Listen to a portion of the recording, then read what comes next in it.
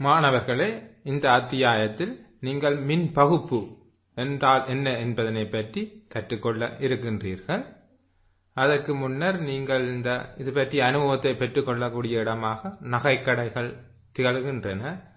நகைக்கடைகளுக்கு நீங்கள் சென்றிருப்பீர்களாயின் அவற்றின் இருபுறமும் வெவ்வேறு தொழிலை செய்பவர்கள் இருப்பர். சிலர் ஆபரணங்களை தூய்மையாக்கி கொடுப்பவர்களாகவும் சிலர் முலாமிட்டு கொடுப்பவர்களும் காணப்படுவர். நாம் கொண்டு செல்லுகின்ற வெள்ளி அல்ல போன்ற ஆபரணங்களை அவர்கள் தங்க முலாமிட்டு மிகவும் மினுக்கமுடையதாக அழகாக்கி கொடுத்திருப்பதை நீங்கள் உங்கள் அனுபவத்தில் சில வேளைகளில் கண்டிருக்க கூடும்.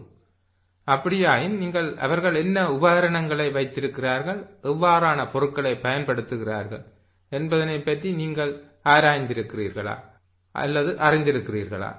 அப்படி இல்லையாயின் இனிமேல் இவ்வாறான நகைக்கடைகளுக்கு செல்லும் போது அவர்கள் வைத்திருக்கும் உபகரணங்கள் பொருட்களை நீங்கள் அவர்களிடம் கேட்டு தெரிந்து கொள்வது உங்களுக்கு மேலதிக அனுபவத்தை தரக்கூடியதாக இருக்கும். இவ்வலகை கற்பதன் மூலம் நீங்கள் மின்பகுப்பு என்றால் என்ன என்பதனையும், மின்பகு பொருட்களுக்கு உதாரணங்களையும், மின்பகுப்பின் போது பயன்படுத்தப்படும் நியமங்களையும், உருகிய சோடியம் குளோரைட்டை மின்பகுக்கும் போது நடைபெறும் தாக்கங்களையும், சோடியம் குளோரைட் நீர்க்கரைசலை மின்பகுக்கும் போது நடைபெறும் தாக்கங்களையும், செப்பு சல்பேட்டு நீர்க்கரைசலை மின்பகுக்கும் போது நடைபெறும் தாக்கங்களையும், அதேபோன்று அமிலம் துமித்த நீரை மின்பகுக்கும் போது நடைபெறும் தாக்கங்களையும் அறிந்து கொள்வீர்கள். மின்பகுப்பு எலக்ட்ரோலைசிஸ். கரைசல் அல்லது திரவம் ஒன்றினூடாக மின்னோட்டம் கடத்தப்படும் போது அங்கு நிகழும் இரசாயன மாற்றம் மின்பகுப்பு எனப்படும். மின்பகுப்பினை மேற்கொள்வதற்கு பயன்படுத்தப்படுகின்ற கரைசல் அல்லது திரவம் தன்னூடாக மின்னோட்டத்தை செல்லவிடக்கூடியதாக இருக்க வேண்டும். இவ்வாறான பொருள்கள் மின்பகு பொருள்கள் எனப்படும். இனி நாம் மின்பகு பொருள்களையும் மின்பகா பொருள்களையும் சற்று பார்ப்போம். மின்னை கடத்தக்கூடிய திரவம் அல்லது கரைசல் மின்பகு பொருள் எனப்படும். உதாரணம், அயன் சேர்வைகளின் நீர்க்கரைசல்கள், அதாவது சோடியம் குளோரைட்டு, மெக்னீசியம் குளோரைட்டு, செப்பு சல்மேட்டு போன்ற அயன் சேர்வைகள், அவற்றின் நீர்க்கரைசல்கள் மின்னை கடத்தக்கூடியனவாக காணப்படும். அதேபோன்று அயன் சேர்வைகளின் உருகிய திரவம், கரியுப்பின் உருகிய, அதாவது உருகிய NaCl. அமில கரைசல்கள், HCl நீர்க்கரைசல், H2SO4 நீர்க்கரைசல். கார கரைசல்கள், NaOH, CaOH2 நீர்க்கரைசல்கள். அதேபோன்று மின்னை கடத்தாத திரவம் அல்லது கரைசல் மின்பகா பொருள் எனப்படும். உதாரணம், தூய நீர், காய்ச்சி வடித்த நீர் ஒரு மின்பகா பொருள் ஆகும். அதுபோன்று சேதன திரவங்கள், பெட்ரோல், மண்ணெண்ணெய், பரஃபின், ஹெக்சேன் போன்ற சேதன திரவங்களும் மின்பகா பொருள்கள் ஆகும். மின்பகா பொருள்கள் மின்னை கடத்தாமைக்குரிய காரணங்களை இனி ஆராய்வோம். திண்ம அயன் பளிங்குகளில் அசையின் தகவுடைய அயன்கள் காணப்படுவதில்லை. எனவே அவை மின்னை கடத்துவதில்லை. ஆனால் அவற்றினை நீரில் கரைத்தால் அல்லது உருக்கினால் அவற்றிலுள்ள அயன்கள் அசையும் தன்மை பெறும். பெட்ரோல், மண்ணெண்ணெய், பரஃபின் போன்ற திரவங்கள் ஐதரோகார்பன்கள் ஆகும். இவை பங்கீட்டு வலுப்பிணைப்பு சேர்வைகள் ஆகியால் இவற்றில் அயன்கள் காணப்படுவதில்லை. எனவே இவை மின்னை கடத்துவதில்லை. தூய நீர், காய்ச்சி வடிக்கப்பட்ட நீர் போன்றவற்றில் அயன்கள் காணப்படுவதில்லை. எனவே இவையும் மின்னை கடத்தாது. HI, HCl, H2SO4 போன்ற அமிலங்களின் நீர்க்கரைசல்களில் பங்கீட்டு வலுப்பிணைப்பை உடைத்து, இவை ஒரு பங்கீட்டு வலுப்பிணைப்பு சேர்வைகளாக காணப்படுகின்ற போதிலும் இப்பிணைப்பை உடைத்து அயன்கள் தோன்றுகின்றன. எனவே இவ் அமிலங்கள் பங்கீட்டு வலுப்பிணைப்பு சேர்வைகளாக இருந்த போதிலும் மின்னை கடத்தக்கூடியனவாக காணப்படுகின்றன. மின்பகு பொருள்களையும் மின்பகா பொருள்களையும் இனங்காணக்கூடிய செயற்பாடு ஒன்றினை நாம் நோக்குவோம். அதற்கு தேவையான பொருள்களாக கார்பன் மின்வாய்கள், மின்சூழ் மின்கலங்கள், டோச்டைல் பேட்டரிஸ் 2, தொடுக்கும் கம்பிகள், அம்பியர் மானி அல்லது மின் குமிழை பயன்படுத்தலாம். அத்துடன் சில முகவைகள் தேங்காய் எண்ணெய், மண்ணெண்ணெய், நீர், எதனோல், அமிலம் தூமிக்கப்பட்ட நீர், உப்பு கரைசல்கள். இவற்றில் எவை மின்னை கடத்துகின்றன, எவை மின்னை கடத்தவில்லை, மின் பகாப்பொருட்கள் என நாம் பரிசோதனை மூலம் அறிந்து கொள்ளுவோம். அதற்கான படத்தினை நீங்கள் காணக்கூடியதாக உள்ளது. முகவை, காபன் மின்வாய்கள், அவற்றுடன் மின்சுற்று தொடர்பு ஏற்படுத்தப்பட்டுள்ளது. இங்கு ஆம்பியர் மானிக்கு பதிலாக மின்குமல் பயன்படுத்தப்பட்டுள்ளது. எனவே மின்னோட்டம் செல்லுகின்றதா என்பதை அறிவதற்கு இந்த மின்குமல் உதவியாக இருக்கும். செய்முறையை நோக்குவோம். படத்தில் காட்டியவாறு திரவம் அல்லது கரைசல் அடங்கிய முகவையில காபன் மின்வாய்களை அமுழ்த்தி ஆம்பியர் மானி திரும்பலை காட்டுகின்றதா, ஆம்பியர் மானியை பயன்படுத்தி அது திரும்பலை காட்டும், அல்லது மின்குமல் என்றால் அது ஒளிர்கின்றதா என அவதானிப்பதன் மூலம் நாம் மின்பகு பொருள்களையும் மின்பகா பொருள்களையும் இலகுவாக இனங்கண்டு கொள்ளக்கூடியதாக இருக்கும்.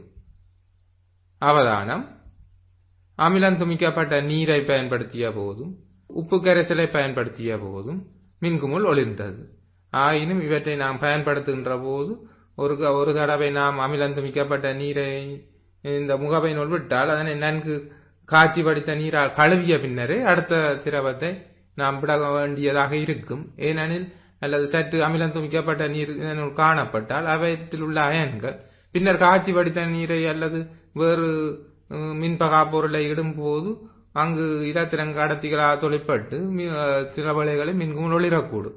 எனவே இதனை ஒரு தடவை பரிசோதனை செய்தபின் மின்வாய்களையும் முகவையையும் தூய்மையாக்கிய பின்னரே அடுத்த திரவத்தை நாம் விட வேண்டும் என்பதை கவனத்தில் கொள்ள வேண்டும்.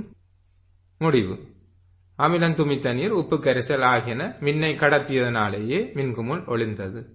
எனவே தேங்காய் எண்ணெய், மண்ணெண்ணெய், எதனோல், தூய நீர் போன்றவை மின்பகா பொருட்களாக காணப்படுகின்றன எனவும் நாம் முடிவுக்கு பெறலாம். அடுத்ததாக நாம் மின்பகுப்பு கலம் என்பதனை நோக்குவோம். மின்முதல், தொடுக்கும் கம்பிகள், மின் பகுபொருள், இரு மின்பாய்கள் ஆகியவற்றினை கொண்டமைந்த கலம் மின்பகுப்பு கலம் ஆகும். மின்பகுப்பு கலம் ஒன்றை அவதானிக்கிறீர்கள். காபன் மின்பாய்கள் காணப்படுகின்றது, மின்கலங்கள் காணப்படுகின்றது, மற்றும் ஒரு திரவம் காணப்படுகின்றது. இங்கு திரவம் அல்லது கரைசல் மின்பகு பொருளாக காணப்படுகின்றது. மற்ற காபன் கோல்கள் மின்பாய்களாக காணப்படுகின்றது. மின்முதலாக மின்கலங்கள் காணப்படுகின்றன. இவற்றில் நடக்கும் தாக்கங்களை நாம் பகுதிகளில் கற்போம். படத்தில் காட்டியது போன்று கலத்தினை அமைத்து அதனுள் சோடியம் குளோரைட் கரைசலை இட்டு மின்னோட்டத்தினை வழங்கும் போது மின்வாய்களை சுற்றி வாயு குமிழ்கள் தோன்றுவதை அவதானிக்கலாம். மின்வாய்களை சுற்றி வாயு குமிழ்கள் உருவாகின்றது என்பதனை நாம் இவ்வாறான அமைப்பை செய்து மின்னோட்டத்தை வழங்கும் போது அவதானிக்கக்கூடியதாக இருக்கும். எனவே இதில் ஏதோ ரசாயன மாற்றங்கள் நிகழ்கின்றன என்பதை நம்மால் ஊகித்துக் கொள்ளக்கூடியதாக இருக்கும். இதன் அடிப்படையில் சோடியம் குளோரைட்டு நீர்க்கரைசல் மாற்றத்துக்கு உட்பட்டுள்ளமையை உணரக்கூடியதாக இருக்கும். எனவே மின் பகுப்பு கலம் ஒன்றில் மின்னை வழங்குவதன் மூலம் இயல்பாக நடைபெறாத இரசாயன தாக்கம் ஒன்றை நிகழ்த்தக்கூடியதாக இருக்கும். ஆரம்பத்தில் வாய்க்குமுள்கள் எவையும் தோன்றவில்லை. நாம் மின்னோட்டத்தை வழங்கிய போதே இந்த வாய்க்குமுள்கள் தோன்ற தொடங்கின. எனவே மின்னோட்டத்தை வழங்குவதன் மூலம் நாம் இந்த சோடியம் குளோரைட்டு கரைசலில் ஏதோ மாற்றத்தை ஏற்படுத்துகின்றோம். எனவே மின்னோட்டத்தை வழங்கி இரசாயன தாக்கம் ஒன்றை நிகழ்த்தக்கூடியதாக இருக்கின்றோம் என்பதை உணரக்கூடியதாக இருக்கும். மின்பகுப்பின் போது பயன்படுத்தும் நியமங்களை நோக்குவோம். முதலில் பார்த்த படத்தையே நீங்கள் தற்போதும் அவதானிக்கிறீர்கள். அது விளக்கத்திற்காக தரப்பட்டுள்ளது. புற மின் வழங்கியின் நேர் முடிவிடத்துடன் தொடுக்கப்பட்டுள்ள மின்வாய் நேர் மின்வாய் ஆகும். மறை முடிவிடத்துடன் தொடுக்கப்பட்டுள்ள மின்வாய் மறை மின்வாய் ஆகும். இங்கு புற மின் வழங்கியாக மின்கலங்கள் காணப்படுகின்றன. அவற்றின் அந்த பெரிய கோடு குறிப்பது நேரையும் சிறிய கோடு குறிப்பது மறையும் என்பதை நீங்கள் ஏற்கனவே கற்றுள்ளீர்கள். இங்கு 4 மின்கலங்கள் தொடராக இணைக்கப்பட்டுள்ளன. எனவே நேருடன் இணைக்கப்பட்டுள்ள காபன் மின்பாய் நேர் மின்பாய் என அழைக்கப்படுகின்றது. மின்கலத்தின் மறைப்பகுதி முனையுடன் இணைக்கப்பட்டுள்ள இந்த காபன் மின்பாய் மறை மின்பாய் எனப்படுகின்றது. கரைசலில் அல்லது திரவத்தில் உள்ள நேரயன்கள் மறை மின்வாயை நோக்கியும் மறை அயன்கள் நேர் மின்வாயை நோக்கியும் செல்லும். அது இயற்கை என்பதை நீங்கள் அறிந்து கொள்வீர்கள். நேரயன்கள் மறை மின்பாயை நோக்கி செல்லுகின்றன, மறையயன்கள் நேர் மின்பாயை நோக்கி செல்லுகின்றன. கரைசலில் சோடியம் அயனும் Na+ அயனும் Cl- அயனும் காணப்படுகின்றது.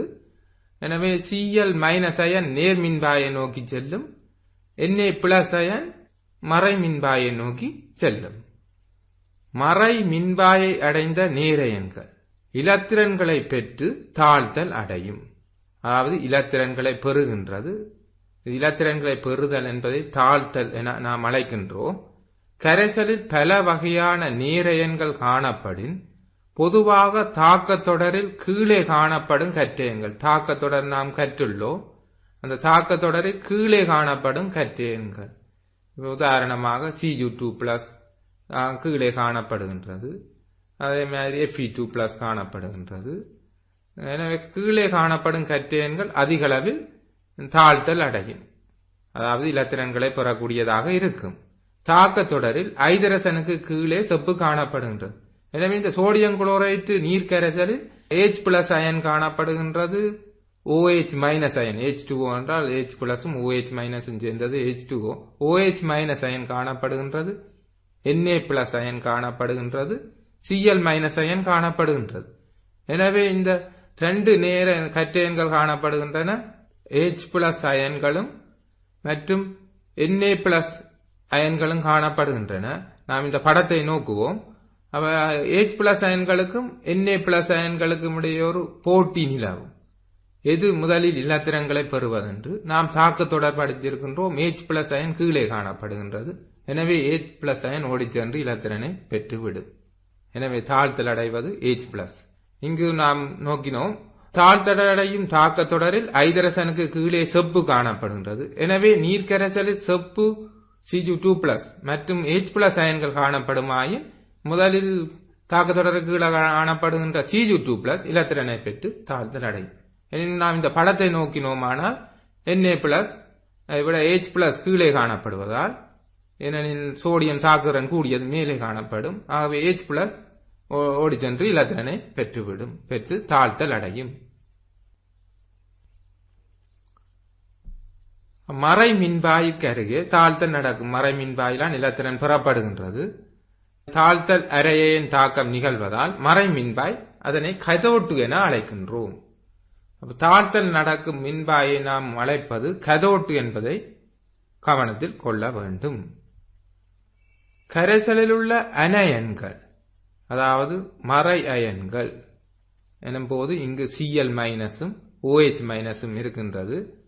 நேர் மின்பாயை நோக்கி சென்று இலத்திரனை விடுவிக்கும். அதாவது இலத்திரனை விடுவிக்கின்ற செயற்பாடு ஒட்சியேற்றம் என அழைக்கின்றோம்.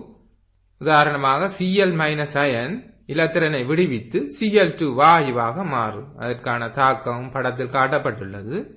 2Cl- Cl2 ஆக மாறி 2 இலத்திரன்களை விடுவிக்கின்றது இந்த நேர்மின்பாயில். நேர்மின்பாய்க்கு அருகே ஒட்சியேற்ற நிகழ்வதால் நேர்மின்பாய் அனோட்டு ஆகும். நாம் மிகவும் கவனத்தில் கொள்ள வேண்டிய விடயம், ஒட்சியேற்ற நிகழும் மின்பாய் அனோட்டு என்பதையும் தாழ்த்தல் நிகழும் மின்பாய் கதோட்டு என்பதையும் கொள்ள வேண்டியதாக இருக்கும். அதே சந்தர்ப்பத்தில் அனோட்டாக பிளாட்டினம் தவிர உலோகம் ஒன்று பயன்படுத்தும் போது, அனோட்டில் இங்கு கார்பன் கோல் பயன்படுத்தி இருக்கிறோம், அதே போன்று உலோகங்களை எடுத்தால் பிளாட்டினத்தையும் பயன்படுத்தலாம்.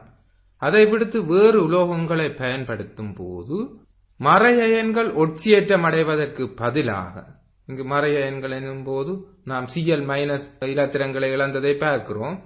ஒட்சியேற்றம் அடைவதற்கு பதிலாக உலோக அயன், அதாவது இப்ப செப்பு மின்பாயை பயன்படுத்தினோம் என்றால் அது இலத்திரனை இழக்கும். உலோக அயன் இலத்திரனை இழந்து ஒட்சியேற்றம் அடையும். உதாரணமாக வெள்ளிக்கோலை பயன்படுத்தினால் நேர்மின்வாயின் அருகில் Ag ஆனது Ag+ ஆக மாறும்.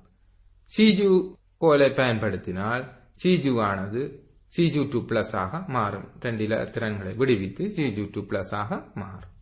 இங்கு வெள்ளி அயனாக மாறுவதற்கான தாக்கத்தை நீங்கள் காண்கிறீர்கள். இனி நாம் மின் பகுப்பிற்கு வருவோம். உருகிய சோடியம் குளோரைட்டை கார்பன் மின்பாய்களை பயன்படுத்தி மின் பகுத்தல். அதற்கான நீங்கள் படம் ஒன்றினை, நீங்கள் அனிமேஷன் காட்சி ஒன்றை காண்கிறீர்கள். இங்கு கரைசலில் கவனத்துக் கொள்ள வேணும். சோடியம் அயன்களும் குளோரின் அயன்களும் காணப்படுகின்றன. அப்போ நீங்கள் கேட்கலாம், ஆரம்பத்தில் sodium ion, chlorine ion, H+ ion, OH- ion 4 வகையான அயன்கள் காணப்பட்டன. இங்கு 2க்கு என்ன நடந்தது என்று. இங்கு நீர் இல்லை. அங்கு சோடியம் குளோரைட் நீர் கரைசல்.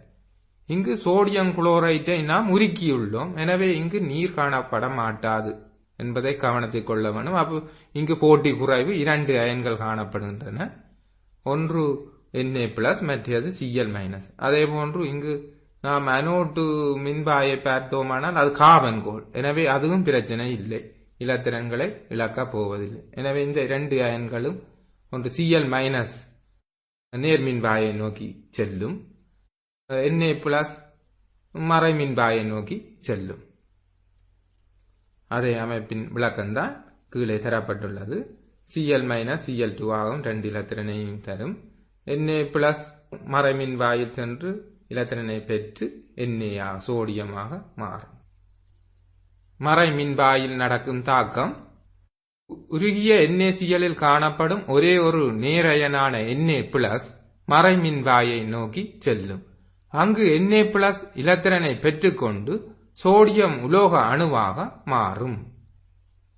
அதற்கான தாக்கம் Na+, இங்கு உருகியதென்றபடியால் நாம் லிக்விட் என்ற சொல்லை பயன்படுத்துகின்றோம். சக E அம்புகுறி சோடியம் அணு. அங்கு Na+ அயன் இலத்திரனை பெற்று தாழ்த்தல் அடைவதால் இது கதோட்டு தாக்கமாகும். எனவே இங்கு மறை மின்பாய் கதோட்டு ஆகும். நேர்மின்பாயில் நடைபெறும் தாக்கம், உருகிய NaCl காணப்படும் ஒரே ஒரு மறை அயனாகிய Cl- அயன் இலத்திரனை இழந்து Cl2 ஆக மாறும். 2Cl- சக 2E அம்புகுறி Cl2 கேஸ். Cl- அயன் இலத்திரனை இழந்து ஒட்சியேற்றம் அடைவதால் இது அனோட்டு தாக்கம் ஆகும். நாம் ஏற்கனவே கற்றுள்ளோம், இலத்திரனை இழந்து ஒட்சியேற்றம் நடைபெறும் தாக்கம் அனோட்டு. அந்த மின்வாய் அனோட்டு மின்வாய் என அழைக்கப்படுகின்றது. முதலாவது, இரண்டாவது ஆகிய அரை அயன் சமன்பாடுகள் எனப்படுகின்றன. இவ் அரை அயன் சமன்பாடுகளை உரிய முறையில் சேர்ப்பதன் மூலம் சமப்படுத்தப்பட்ட மின்பகுப்பு தாக்கத்திற்கான பூரண சமன்பாட்டினை பெற்றுக் கொள்ளலாம். Na+ லிக்விட் சக E அம்புக்குறி Na, இங்கு சோடியம் உலோகம் பெறப்படுகின்றது. 2Cl- சக 2E Cl2. இவை இரண்டும் ஏற்கனவே நாம் பார்த்த அரை அயன் சமன்பாடுகள். நாம் இங்கு சமப்படுத்துவதற்காக, இலத்திரன்களை சமப்படுத்துவதற்காக நாம் முதலாவது சமன்பாட்டை 2ஆல் பெருக்குவோம். 2Na+ ஆக 2E 2Na. இரண்டாவது சமன்பாட்டினையும் மூன்றாவது சமன்பாட்டினையும் நாம் சேர்க்கும் போது ஒரு முழு சமன்பாடு கிடைக்கும். 2Na+ plus 2Cl- சக 2E அம்புக்குறி Na+ Cl2 plus 2E. எனவே இந்த 2Eயும் 2Eயும் இல்லாமல் போக நமக்கு ஒரு பூரண தாக்க சமன்பாடு கிடைக்கும். Na+ சக 2Cl-, அதாவது 2Na+ plus 2Cl- அம்புக்குறி 2Na 2Na சக Cl2 கேஸ். அடுத்து நாம் நீர்க்கரைசல்களை மின்பகுத்தலை நோக்குவோம். சோடியம் குளோரைட்டு நீர்க்கரைசலை மின்பகுத்தல். தேவையானவை: சோடியம் குளோரைட்டு கரைசல். அங்கு சோடியம் குளோரைட்டு உருக்கியதை மின்பகுத்தோம். இங்கு சோடியம் குளோரைட்டு கரைசலாக்கி மின்பகுக்க போகிறோம். கார்பன் கோள்கள், தொடுக்கும் கம்பி, 9 வோல்ட் மின்கலம். அதற்கான அமைப்பினை நீங்கள் படத்தில் காண்கின்றன. இங்கு போட்டிக்கு 4 அயன்கள் வந்துவிட்டன. Na+, Cl-, H+, OH-. செய்முறை: கார்பன் கோள்கள் இரண்டினையும் தொடுக்கும் கம்பியினால் மின்கலத்துடன் இணையுங்கள். NaCl நீர்க்கரைசலினுள் அவ்விரு மின்பாய்களையும் அமிழ்த்துங்கள். அவதானம்: மின்பாய்களின் அருகே வாயு குமிழ்கள் தோன்றின. அவதானத்திற்கான விளக்கங்களை நோக்குவோம். கரைசலில் அதிகளவில் Na+, Cl- அயன்கள் காணப்படுகின்றன. நீர் மூலக்கூறுகள் பிரிகையடைந்தமையால் உருவாகிய H+, OH- அயன்களும் காணப்படுகின்றன. மறை மின்வாயில் நடைபெறும் தாக்கம். மறை மின்வாய் கதோட்டு என்பதை ஏற்கனவே நோக்கியுள்ளோம். இங்கு தாழ்த்தல் தாக்கம் நடைபெறுவதால் மறை மின்வாயை நோக்கி கரைசலில் உள்ள Na+, H+ அயன்கள் செல்லும். எனினும் தாக்க தொடரில் சோடியத்துக்கு கீழே ஐதரசன் நாங்கள் ஏற்கனவே கற்றுள்ளோம். தாக்க தொடரில் கீழே உள்ளது ஓடிச் சென்று இலத்திரனை பெற்றுவிடும். ஆகவே சோடியத்துக்கு கீழே உள்ள ஐதரசன் காணப்படுவதால் தாழ்த்தல் அடைவது H+ அயன் ஆகும். 2H+ + 2E அம்புக்குறி H2.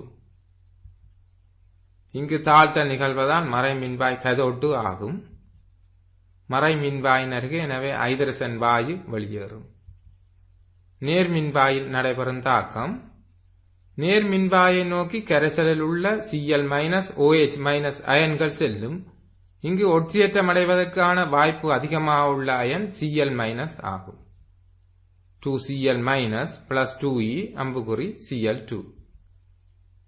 Cl- அயன் இலத்திரனை இழந்து ஒட்சியேற்றம் அடைவதால் இது அனோட்டு தாக்கம் ஆகும். எனவே நேர்மின்வாய் அனோட்டு ஆகும். முதலாம் இரண்டாம் அரையன் சமன்பாடுகளை உரிய முறையில் சேர்ப்பதன் மூலம் சமப்படுத்தப்பட்ட மின்பகுப்பு தாக்கத்திற்கான பூரண சமன்பாட்டினை பெற்றுக் கொள்ளலாம். 2H+ + 2E அம்புக்குறி H2, Cl- + 2E அம்புக்குறி Cl2. முதலாம் இரண்டாம் சமன்பாடுகளை சேர்ப்போம். 2H+ + 2Cl- + 2E அம்புக்குறி H2 + Cl2 + 2E. எனவே அதற்கான பூரண சமன்பாடு 2H+ + 2Cl- அம்புக்குறி H2 + Cl2 ஆக காணப்படுகின்றது. ஆரம்பத்தில் கரைசலில் Na+, H+, Cl- OH- அயன்கள் காணப்பட்டதுடன் அவற்றில் H+ மற்றும் Cl- அயன்கள் முறையே H2 மற்றும் Cl2 வாயுக்களாக மாற்றமுற்று வெளியேறும். இதனால் கரைசலில் Na+ மற்றும் OH- அயன்கள் எஞ்சும். எனவே இத்தாக்கத்தை பயன்படுத்தி கைத்தொழில் ரீதியாக சோடியம் ஹைட்ராக்சைடை உற்பத்தி செய்யலாம். அதாவது மீதியாக சோடியமும் OH- அயனும் எஞ்சுவதால அவை இரண்டும் சேர்ந்து NaOH ஆய் தோற்றுவிக்கின்றன. எரிசோடா உற்பத்தி தாக்கம் சோடியம் குளோரைட் நீர்க்கரைசலை மின்பகுப்பதன் மூலம் பெறப்படுகின்றது. அடுத்து நாம் செப்பு சல்பேட்டு நீர்க்கரைசலை மின்பகுத்தலை நோக்குவோம். அதற்கு செப்பு சல்பேட்டு கரைசல், கார்பன் கோள்கள், தொடுக்கும் கம்பி, 9 வோல்ட் மின்கலம் ஆகியவை பயன்படுகின்றன. அதற்கான அமைப்பினை நீங்கள் படத்தினை அழகான படம் ஒன்றை நீங்கள் காண்கிறீர்கள். அது கார்பன் கோள்கள் பயன்படுத்தப்படுகின்றன. செப்பு சல்பேட்டு கரைசல் காணப்படுகின்றது. இங்கு நேர்மின்வாய் வலதுபுறமாக காணப்படுகின்றது, மறை மின்வாய் இடதுபுறமாக காணப்படுகின்றது. இந்த படத்தில் நீங்கள் மறை எண்களாக SO4 OH- அயனும் மறை அயன்களாக காணப்படுகின்றன. இவை நேர்மின்வாயை நோக்கி ஓடி செல்வதை காணலாம். அதே போன்று Cl2+ H+ இடையே போட்டி நிலவுகின்றது. அவை மறை மின்வாயை நோக்கி ஓடி செல்வதை காணலாம். செய்முறை: கார்பன் கோள்கள் இரண்டினையும் தொடுக்கும் கம்பியினால் மின்கலத்துடன் இணையுங்கள். C2SO4 நீர்க்கரைசலினுள் அவ்விரு மின்வாய்களையும் அமர்த்துங்கள்.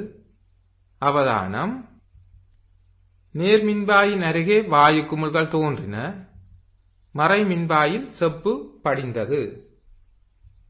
இங்கு செப்பு படிந்து கொண்டிருப்பதால் கரைசலின் நீல நிறம் படிப்படியாக குறைந்தது. அவதானத்திற்கான விளக்கம்: கரைசலில் செப்பு சல்பேட்டு அயனாக்கமடைவதால் Cu2+ SO4 அயன்கள் காணப்படுகின்றன. அதேபோன்று நீர் மூலக்கூறுகள் பிரிகை அடைந்து H+ OH- அயன்களும் காணப்படுகின்றன. மறை மின்வாயின் நடைபெறும் தாக்கம்: மறை மின்வாயை நோக்கி கரைசலில் உள்ள இரண்டு அயன்கள் Cu2+ H+ ஆகிய நேர் அயன்கள் இரண்டும் செல்லுகின்றன. எனினும் தாக்க தொடருக்கு ஐதரசனுக்கு கீழே செப்பு இருப்பதால் தாழ்த்தல் அடைவது Cu2+ ஆகும். அதற்கான தாக்கத்தினை நீங்கள் காண்கிறீர்கள். Cu2+ + 2E அம்புக்குறி Cu. இங்கு தாழ்த்தல் நிகழ்வதால் மறை மின்வாய் கதோட்டு ஆகும்.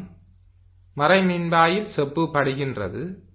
கரைசலிலிருந்து அயன்கள் அகற்றப்படுவதால் கரைசலின் நிறம் படிப்படியாக குறையும். செப்பு படிந்து கொண்டிருக்கும். செப்பு சல்பேட்டில் Cu2+ அயனின் செறிவு குறைந்து கொண்டிருக்கும். எனவே நிறம் குறைந்து கொண்டு செல்லும். நேர்மின்வாயில் நடைபெறும் தாக்கம்: நேர்மின்வாயை நோக்கி கரைசலில் உள்ள SO4 மற்றும் OH- ஆகிய அயன்கள் செல்லும். இங்கு ஒட்சியேற்றம் அடைவதற்கு அதிகம் வாய்ப்புள்ள அயன் OH- ஆகும். இதற்கான விளக்கத்தினை நீங்கள் உயர்தர ரசாயனவியலில் கற்பீர்கள். 4 OH- அம்புக்குறி O2 + H2O சக 4. இந்த அரையன் சமன்பாட்டை நீங்கள் மனதில் இருத்தி வைத்தல் அவசியமாகும். எனவே நீங்கள் ஒரு தடவை எழுதி பார்க்க வேண்டும். OH மைனஸ் அயன் இலத்திரனை இழந்து ஒட்சியேற்றம் அடைவதால் இது அனோட்டு தாக்கம் ஆகும். எனவே நேர் மின்பாய் அனோட்டு ஆகும். இதில் ஒட்சிஜன் வாயு குமிழ்கள் வெளியேறும். அடுத்து நாம் செப்பு சல்பேட் நீர்க்கரைசலை செப்பு மின்பாய்களை பயன்படுத்தி மின்பகுத்தலை நோக்குவோம். ஏற்கனவே கார்பன் மின்பாய்களை பயன்படுத்தி மின்பகுத்தோம். இங்கு என்ன வித்தியாசம் என்பதை நோக்குவோம். இங்கு செப்பு தகடுகள் மின்பாய்களாக பயன்படுகின்றன. அதற்கான படத்தினை நீங்கள் காண்கிறீர்கள். இங்கு செப்பு மின்பாய்கள் பயன்படுத்தப்பட்டுள்ளன.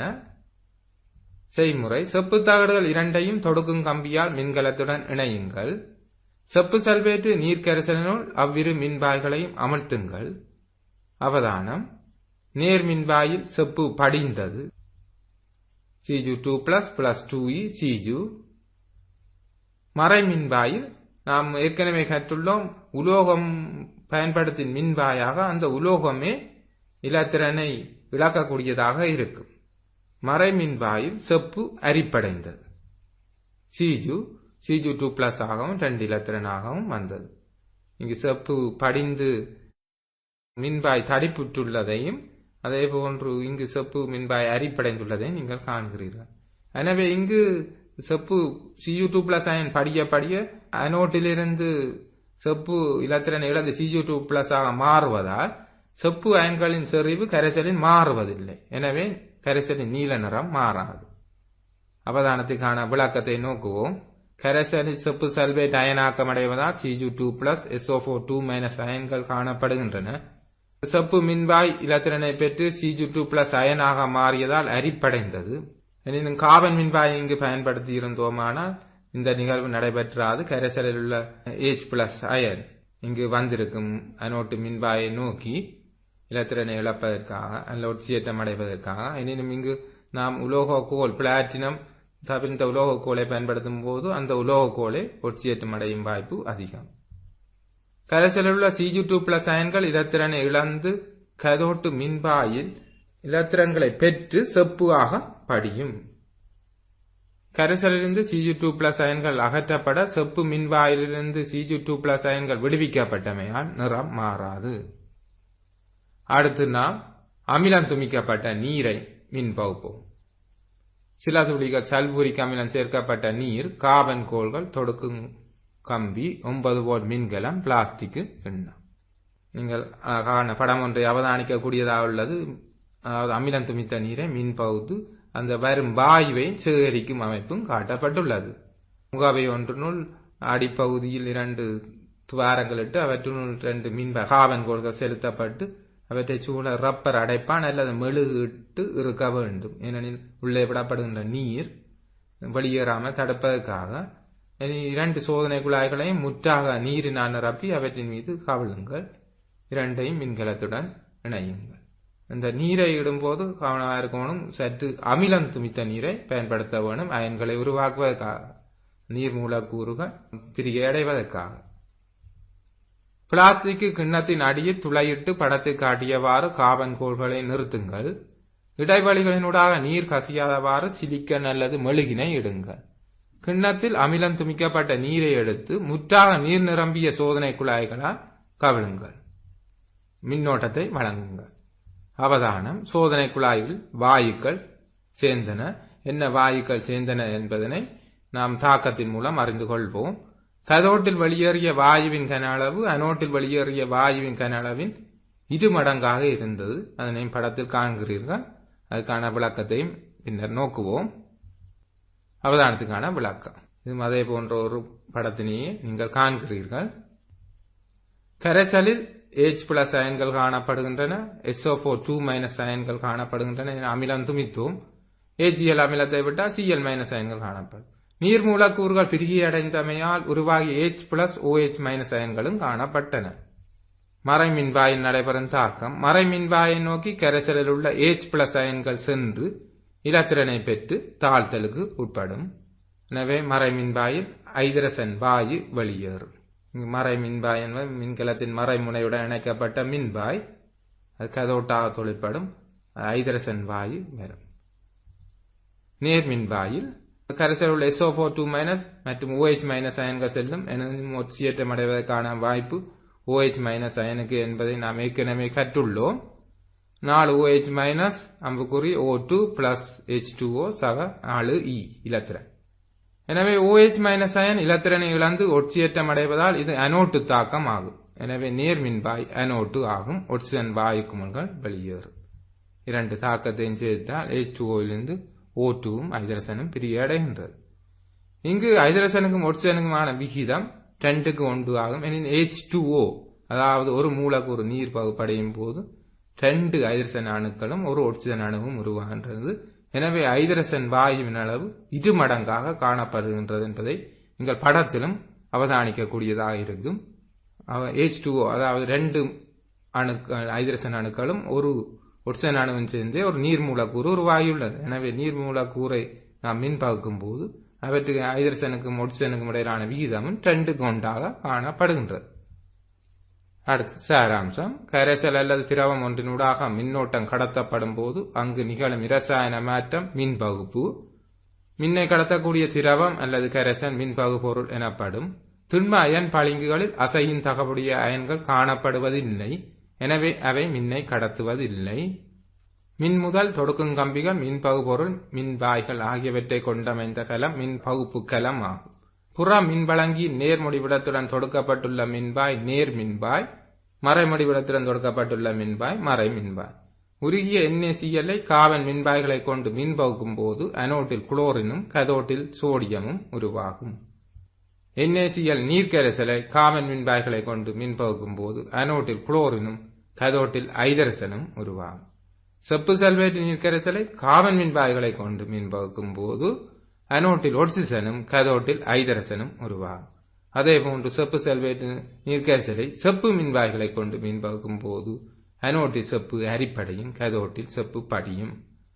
அமிலந்துமித்த நீரை மின் பகுக்கும் போது அனோட்டில் ஒட்சிஜனும் கதோட்டில் ஐதரசனும் தோன்றும். அமிலந்துமித்த நீரை மின் பகுக்கும் போது தோன்றும் ஐதரசனுக்கும் ஒட்சிஜனுக்கும் இடையிலான விகிதம் 2:1 ஆகும்.